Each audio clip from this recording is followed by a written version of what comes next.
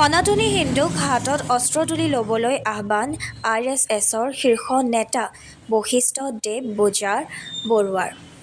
নামঘৰ মন্দিৰ ভাঙিবলৈ আহিলে মাটিল দখল কৰিলে বাংলাদেশী মুছলমানৰ বিৰুদ্ধে হাতত অস্ত্ৰ তুলি ল'বলৈ ৰাজহুৱাভাৱে আহ্বান RSSৰ শীৰ্ষ নেতাগৰাকীৰ। আসুৰিক শক্তিক দমন কৰিবলৈ গীতা পঢ়িব লাগিব বুলি ভাষণ প্ৰদান কৰি তেজপুৰ বামপৰ্বতীয়াৰ জাতীয় শ্বহীদ ভূপেন ডেকা সোঁৱৰণী ৰংগমঞ্চত আয়োজিত গীতা জয়ন্তী উৎসৱত অংশগ্ৰহণ কৰি গীতাৰ উদ্ধৃতিৰে এই মন্তব্য কৰে RSSৰ শীৰ্ষ নেতা বশিষ্ঠ দেৱ বৰুৱাই।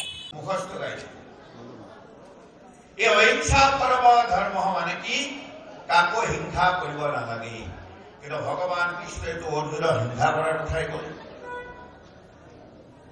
তাৰমানে অৰ্থাৎ অহিংসা পৰম ধৰ্ম ইয়াৰ পিছত আৰু এই বাক্যটো ইয়াতে হোৱা নাই। অহিংসা পৰম ধৰ্ম ইয়াৰ পিছত কি আছে জানেনে? হিংসা ধৰ্ম তথৈব। পিছৰখনি আমি পাহৰিলো, আগৰখনি মুখস্থ লাগে। অহিংসা পৰম ধৰ্ম এখন দলত পাৰি দিয়া, এখন দলত পাৰি দিয়া। বাংলাদেশী মুছলমানে মন্দিৰ আক্ৰমণ কৰিব আহিছে, মূৰ্তি চুৰ কৰি লৈ গ'ল, আমি হৰে কৃষ্ণ হৰে ৰাম হৰে কৃষ্ণ হৰে ৰাম। তাত অহিংসা পৰম। মাটি দখল কৰি লৈ গ'ল, আমি হাতত তৰোৱাল উঠাই ললো। কিয়? অহিংসা পৰম ধৰ্ম, অহিংসা পৰম।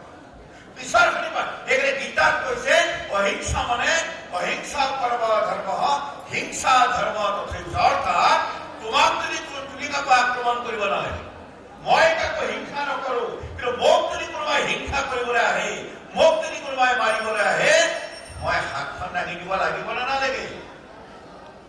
এয়া হল অহিংসা।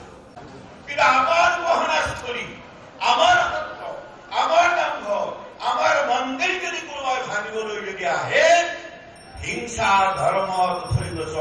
হাতত এই ভগৱান বিষ্ণুৰ সুদৰ্শন চক্ৰ আমি উঠাই লব। সেইকাৰণে বৰ্তমান সময়ত কিমান দিন আমাৰ খাই থাকিম? আমি কাকো মাৰিবলৈ নাযাওঁ, কিন্তু আমাক যদি কোনোবাই আক্ৰমণ কৰিবলৈ আহে